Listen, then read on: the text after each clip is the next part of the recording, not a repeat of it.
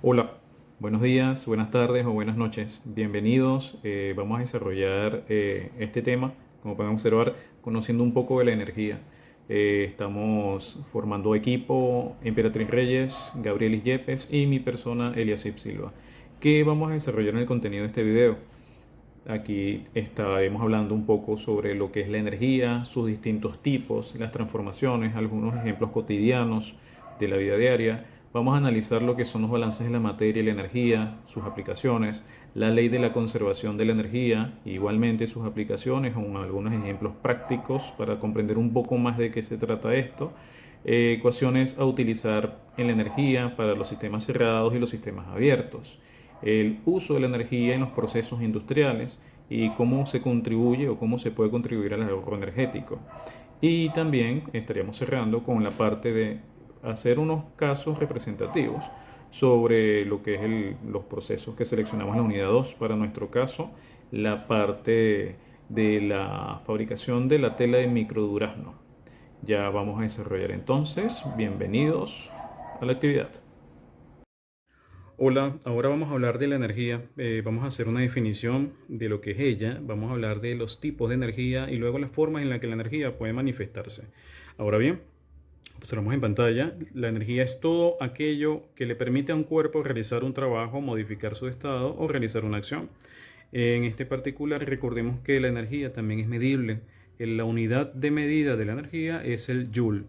Nos encontramos ahora con el primer tipo de energía, que es la energía potencial. Esta se refiere a la quietud de los cuerpos, es decir, cuando un cuerpo está en reposo, podemos decir de que ese cuerpo tiene una energía potencial para hacer un trabajo. En este particular, para poder lograr la medición de ese tipo de energía, nos encontramos con la fórmula de energía potencial representada como EP es igual a la masa por la gravedad por la altura a la que se encuentra este cuerpo. Ahora bien, cuando hablamos de la energía cinética es todo lo contrario. Aquí nos encontramos con que el cuerpo en cuestión está en movimiento. Es decir, que la energía puede transformarse de una energía potencial a una energía cinética y se mide a través de la fórmula S como energía cinética es igual a lo que sería la masa por la velocidad al cuadrado entre 2. Ahora observamos en la parte inferior el gráfico que nos dice que en una primera imagen encontramos la energía potencial en un objeto que se encuentra entre las manos de una persona. Podemos hablar que puede ser una bola de boliche. Ese cuerpo tiene una energía en potencia que va a convertirse en cinética cuando se deja caer, como observamos en la segunda parte del gráfico, en donde se lee textualmente la energía potencial se transforma de energía cinética. Entonces nos encontramos que las sumatorias de estas dos energías las vamos a considerar como la energía mecánica. Un ejemplo de ello sería cuando nos encontramos con un avión que está ya a una altura determinada, pero se encuentra en movimiento. Ahí cuando sumamos los dos elementos de la energía potencial y la energía cinética, nos encontramos con la energía mecánica. Ahora vamos a hablar de las formas de expresión de la energía o las formas en las que la energía puede manifestarse. Como observamos en pantalla encontramos gran variedad. La primera de ellas siendo la energía nuclear, que es la energía contenida en los núcleos de los átomos y que mantiene unidas sus partículas. Este tipo de energía puede considerarse como del tipo potencial de acuerdo a lo que pudimos describir anteriormente. Ahora bien, sus usos pueden estar relacionados a las plantas nucleares que permiten a través del uso de la energía nuclear la generación a través de una serie de procesos de energía eléctrica. Nos encontramos ahora con la energía química, que es la que mantiene unidas los átomos entre sí para formar moléculas. En este caso nos podemos encontrar una energía del tipo potencial. Puede decirse también que en la parte molecular o la generación o la formación de moléculas, al estas romperse es donde se generan las reacciones exotérmicas que permiten la transformación de este tipo de energía en otra. Sus aplicaciones vamos a verlas relacionadas con el consumo de los alimentos, en donde el alimento en una forma potencial, al ser ingerido por los cuerpos humanos, permiten su transformación en otros tipos de energía que a su vez permiten la vida. La energía calórica es la energía que se obtiene cuando dos cuerpos con diferentes temperaturas se ponen en contacto. Aquí es donde nos encontramos también con la vibración de átomos y moléculas.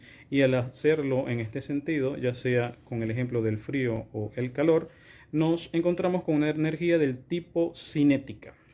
Sus usos o aplicaciones industriales se basan básicamente en generar movimiento o a la vez permiten la generación de energía eléctrica. La energía hidráulica, por su lado, es la energía que está contenida en el agua. Es considerada como una energía limpia y esta puede ser tanto potencial como cinética de acuerdo al estado en el que se encuentra el agua. Si el agua está en condición de almacenamiento, nos encontramos con una variable del tipo potencial, pero ya cuando entra movimiento en las plantas hidráulicas se convierte en cinética y a su vez su transformación terminaría en lo que conocemos como energía eléctrica. La energía solar es la energía obtenida directamente del sol. Es una energía considerada como limpia y es la energía básica para la vida. Esta energía se puede considerar también como una energía de tipo cinética, considerando los fotones que se trasladan o permanecen en movimiento desde el sol hasta la Tierra. La energía eólica se refiere a la energía que se manifiesta debido al movimiento del aire. Entiéndase que se menciona movimiento, por lo tanto nos referimos también a una energía del tipo cinética. Es considerada también una energía limpia. Volviendo atrás, colocando un ejemplo de la energía solar, podemos hablar en el desarrollo de las plantas naturales, en donde ellas absorben la luz solar para a través de ciertos procesos químicos o energía química, permiten el desarrollo tanto de alimentos como el oxígeno. Ahora en el caso de la parte eólica nos encontramos con los campos eólicos que a través del movimiento del viento permiten que esas hélices de este tipo de maquinarias, como observamos en pantalla, generen la acumulación de energía eléctrica. Este desarrollo de transformación lo vamos a ver un poco más adelante para tenerlo más claro, pero ya más o menos creo que tienen una idea clara de lo que estamos hablando. Ahora bien, la energía lumínica es la energía que se transmite por medio de radiaciones en formas de luz. Estas pueden ser visibles, infrarrojas, ultravioletas y es una energía del tipo cinética. En este particular, bueno, nos encontramos con la luminaria de casa, por ejemplo. Ahora la energía sonora es la energía transmitida por medio de ondas mecánicas. Esta puede considerarse también como una energía cinética y entre los ejemplos nos encontramos el sonido que genera quizás alguna explosión o alguna caída o el uso de cornetas. Nos encontramos ahora con la energía eléctrica, ya creo que es la más clara con respecto al uso cotidiano que tenemos, ya que es la energía, o se puede definir, mejor dicho, como la energía que posee electrones al transmitirse por medio de un material llamado conductor. Por acá nos encontramos con una energía limpia del tipo cinética. Y luego nos encontramos con la energía geotérmica, energía del tipo volcánica, que bajo el aprovechamiento del calor interno de la Tierra permite sus usos, por ejemplo, industriales a términos de generación de energía eléctrica. Esta también, al igual que la hidráulica, puede considerarse potencial y cinética. Y por último, la energía magnética, que es la energía que se encuentra dentro de un campo magnético, el cual produce atracción o repulsión. Esta puede considerarse como una energía potencial. Buen día para todos. Hoy vamos a explorar dos pilares fundamentales en la ingeniería y en la ciencia: los balances de materia y energía, y cómo aplicamos sus principios en sistemas cerrados y sistemas abiertos. Comprender esto es clave para diseñar y analizar innumerables procesos. Para comenzar, hablemos de los balances de materia y energía. En esencia, un balance es una aplicación del principio de conservación. La materia no se crea ni se destruye, solo se transforma, y la energía tampoco se crea ni se destruye, solo cambia de forma. Esto significa que lo que entra a un sistema más lo que se genera dentro debe ser igual a lo que sale, más lo que se consume o acumula. El balance de materia nos dice que la masa total de lo que entra a un proceso debe ser igual a la masa de lo que sale, considerando cualquier reacción química o acumulación. Se expresa como entrada más generación es igual a la salida más consumo más acumulación. ¿Para qué lo usamos?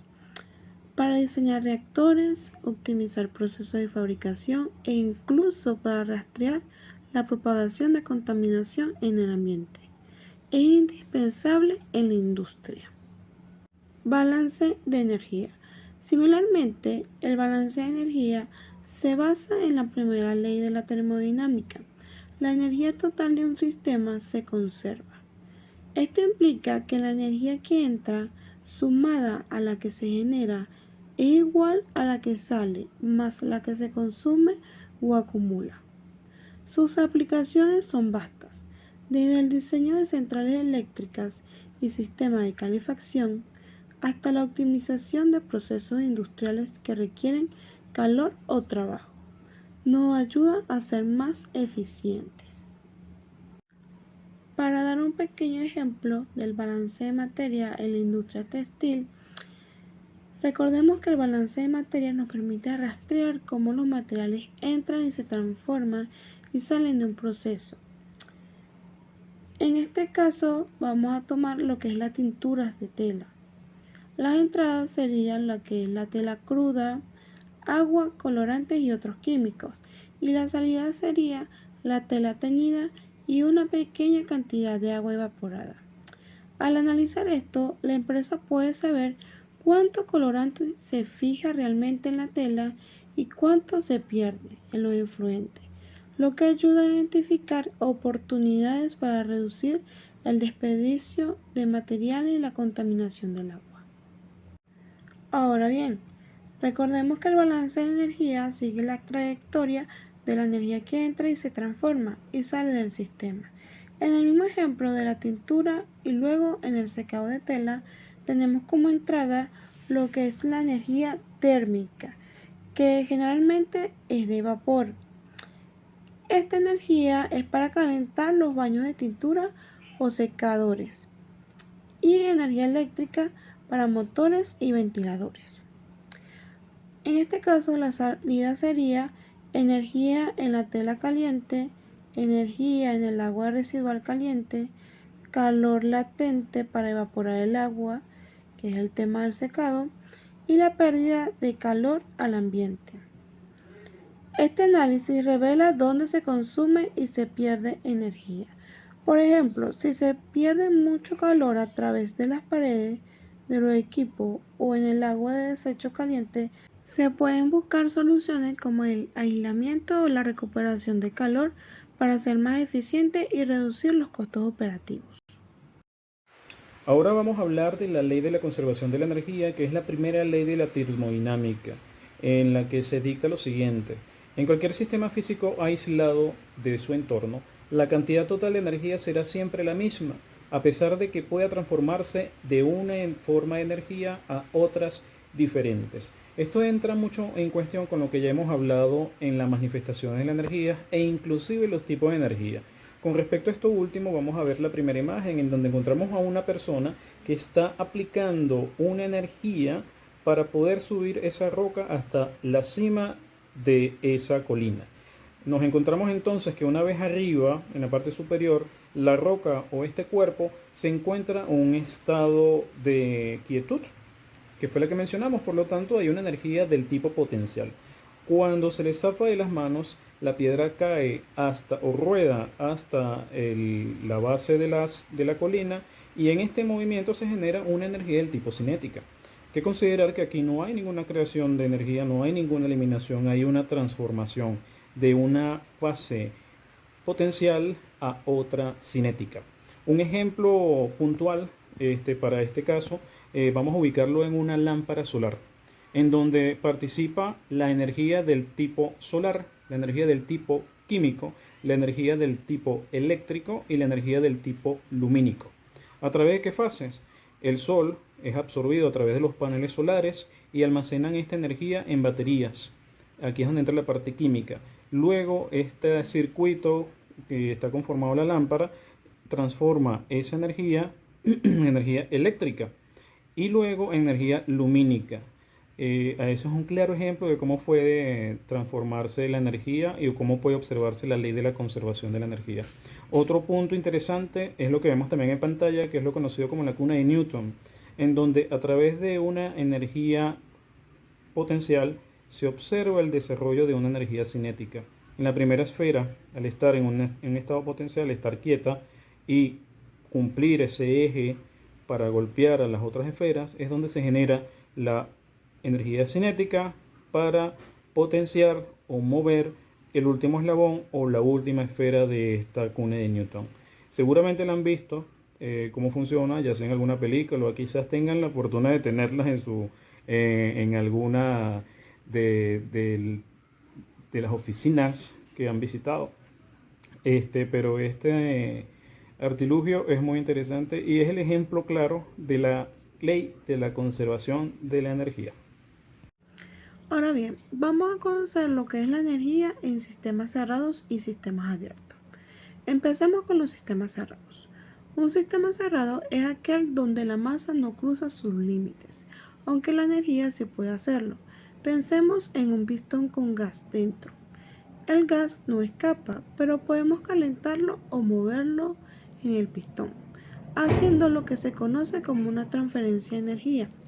La ecuación clave para un sistema cerrado, que deriva de la primera ley de la termodinámica, es la siguiente. Delta de U es igual a Q menos W, donde delta de U representa el cambio de energía interna del sistema. La energía interna es una propiedad extensiva de un sistema, relacionado con la energía microscópica de sus moléculas. Sus unidades son en Joule en sistemas internacionales o BTU en el sistema inglés. Q es el calor transferido hacia o desde el sistema. Si Q es positivo, el calor entra al sistema. Si es negativo, sale. Sus unidades también son en Joule o en BTU. Y finalmente W es el trabajo realizado por o sobre el sistema.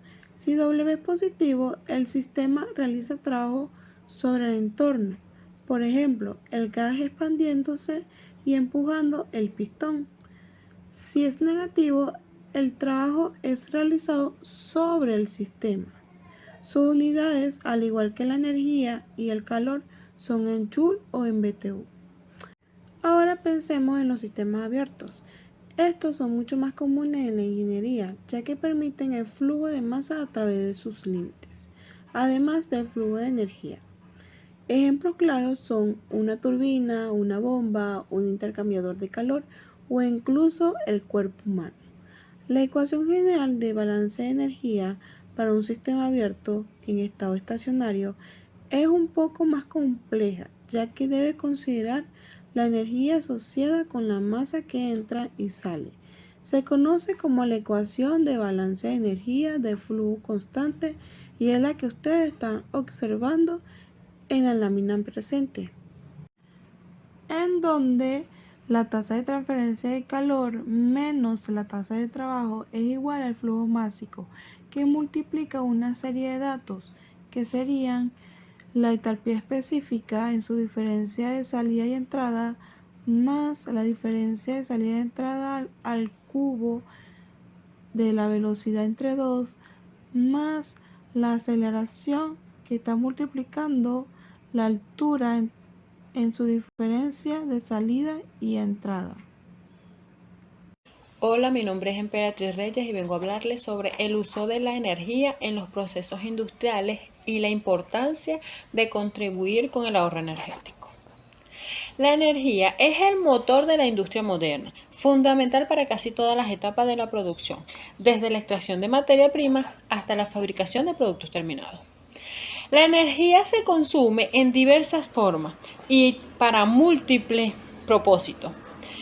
Comprender su importancia y sobre todo contribuir con el ahorro energético es crucial para la sostenibilidad económica y ambiental de cualquier empresa. La energía se manifiesta de diferentes maneras en el ámbito industrial, en procesos de calor, fuerza motriz como motores eléctricos, refrigeración, climatización, electrólisis, iluminación, sistemas de aire comprimido, transporte interno como montacargas y otros vehículos utilizados dentro de las instalaciones industriales. La importancia del ahorro energético. Contribuir con el ahorro energético en los procesos industriales no es solo una moda, es una necesidad estratégica con múltiples beneficios, como reducir costos, mejorar la competitividad, sostenibilidad ambiental y reducir la huella del carbono. Implementar medidas de ahorro energético a menudo implica optimizar procesos, aumenta la eficiencia y la productividad.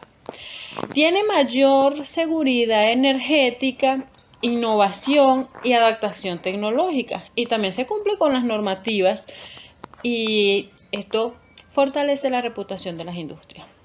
En conclusión, la gestión eficiente de la energía en la industria es más allá de un simple costo, es una inversión estratégica que impulsa la rentabilidad, la sostenibilidad y la competitividad a largo plazo. En esta parte les voy a explicar un poco sobre cómo se utiliza un balance de energía y un balance de materia en un ejercicio.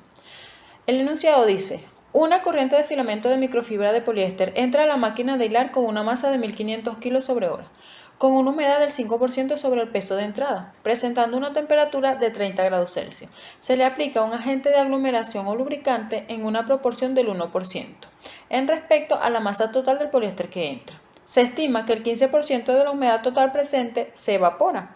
El hilo de microfibra de poliéster sale con una humedad final del 0,8% en peso y una temperatura de 45 grados Celsius. Las incógnitas son calcular la cantidad de agua que se evapora y calcular la cantidad de filamentos de microfibra de poliéster que sale del proceso. Aquí en el diagrama de flujo podemos observar cómo a la máquina de hilar, que es ese bloque donde se presenta el proceso, ahí donde entra la materia prima y de donde sale, tenemos que M es representado por la microfibra de poliéster, tanto que entra como sale. X de A es representado por la humedad, tanto que entra como la que sale, la microfibra de poliéster. X1 de L es el lubricante. Q es representado por la temperatura, tanto la que entra al hilo como la que sale. Y G2 es el agua total que se evapora. En un balance global tenemos que la entrada tiene que ser igual a la salida. El balance por componente de agua, tenemos que el agua que entra tiene que ser a la cantidad igual, tanto el agua que sea la suma de la cantidad de agua que se evapora como la cantidad de humedad que sale con el poliéster. La masa es la misma cantidad que entra, tiene que ser la que sale de microfibra de poliéster. La temperatura es temperatura a la que entra más es igual a la temperatura que sale menos el trabajo de fuerza que ejerce la máquina dentro del proceso. En un balance de energía tenemos ahí en pantalla la fórmula que utilizaríamos. El problema menciona que una corriente de filamento de microfibra de poliéster entra a la máquina de hilar con una masa de 1500 kilogramos sobre hora. El uso de una tasa de flujo másico, kilogramos sobre hora, y el hecho de que el hilo de microfibra de poliéster sale indica claramente que hay una entrada y una salida continua de materia del sistema, o sea, de la máquina de hilar. Se le aplica un agente de aglomeración o lubricante, lo que representa otra entrada al sistema. La evaporación de humedad. La evaporación de humedad implica que parte del agua que entró con los filamentos sale en forma de vapor. Esto es una salida de materia diferente a la del hilo de poliéster. Este es un problema de balance de energía de sistema abierto, probablemente en estado estacionario, ya que no se menciona ningún cambio en las condiciones con el tiempo. En este proceso, la entalpía nos permite rastrear la energía térmica. La máquina de hilar necesita un aporte de energía para lograr dos objetivos principales: calentar el agua restante, que es el agua que acompaña al poliéster y aumenta la temperatura de 30 grados Celsius a 45. Esto requiere una energía sensible que se refleja en el aumento de la entalpía del agua en la corriente de salida. Y evaporar el agua. La mayor parte de la energía se consume en el cambio de fase de agua de líquido a vapor. La cantidad de agua que se evapora absorbe la cantidad significativa de calor latente de vaporización, lo que se refleja en la alta entalpía del valor. La entalpía de la corriente de entrada se resta porque es energía que ya viene con la sustancia. La diferencia entre la energía que sale y la que entra es el calor neto al que se debe suministrado a la máquina. Un valor positivo de energía, significa que el proceso es endotérmico y necesita un calor extremo para operar. Muchas gracias por su atención, muchas gracias por haber visualizado este video a través de todas las fases del conocimiento de la energía. Desde una parte inicial conociendo su definición, sus tipos, sus manifestaciones, sus aplicaciones industriales e inclusive el desarrollo a nivel de fórmula para determinar lo que es la transformación de la energía. Gracias por su atención, gracias por su participación y hay que denotar de que el conocimiento de la energía es muy importante ya que como futuros ingenieros vamos a utilizar estos conocimientos para no solamente el análisis, sino para la creación de nuevas tecnologías que permitan mejorar el tema industrial al que podemos estar inmersos a lo largo de nuestra trayectoria organizacional o de experiencia laboral. Gracias por su atención.